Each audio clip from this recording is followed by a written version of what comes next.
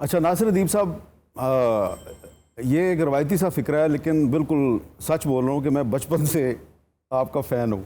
और आपकी जो असल पुरानी वाली मौला जट है वो हमने अपने ज़माने तालिब इल्मी में देखी भी, और नारे भी लगाए बड़े उस पर, और शायद हमारे नारों की वजह से उस पर पाबंदी भी लग जाती थी।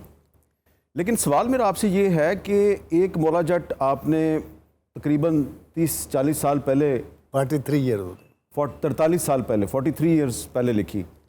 अब एक लेजेंड ऑफ मौला जट दोबारा आप लिख रहे हैं, तो ये लिखते हुए आप सोच नहीं रहे थे कि रेपिटेशन ना हो जाए, और दोनों में क्या फ़र्क होगा?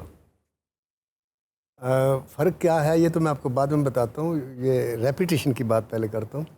जब बिलाल ने मुझे बुलाया कहानी लिखने की, तो उन्होंने कहा मैं ये मौला जट के किरदारों को लेकर फ़िल्म बनाना चाहता हूँ, आप मुझे कहानी कोई लिख कर दें। मैंने कहा ठीक है। मैं गया, मैं कहानी इनको इंटरवल तक सुनाई।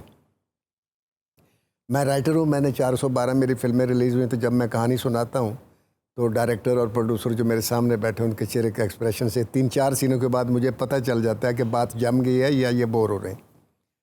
तो जब 8वें और 9वें सीन पर मैं था तो मुझे पता चला कि बिलाल कुछ और सोच रहा है, मुझे सुन नहीं रहा, सोच कुछ और। अच्छा।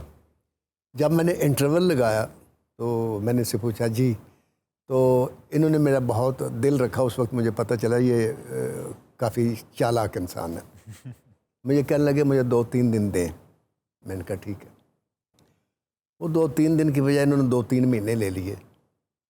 खैर 3 महीने 4 महीने मुझे सही तो याद नहीं, इनका फ़ोन आया कि यार आएँ सिटिंग करते हैं। मैं गया तो उन्होंने कहा कि नासिर साहब मैंने एक कहानी बनाई है, आपको सुनाता हूँ। मैंने कहा जी सुनाई। इन्होंने मुझे कहानी सुनाई, कैसी लगी? मैंने कहा जी बहुत अच्छी है, इसमें अब मैं शामिल हो जाता हूँ, तो इसमें अगर कोई चीज़ गड़बड़ है या कुछ मसला है तो मिल के कर लेते हैं। कहते हैं ठीक है। फिर मैं उसके अंदर शरीक हुआ। जब शरीक हुआ तो उस वक्त मुझे पता चला कि इन्होंने पहली मौला जट से मुझे कितना दूर कर दिया है। अच्छा।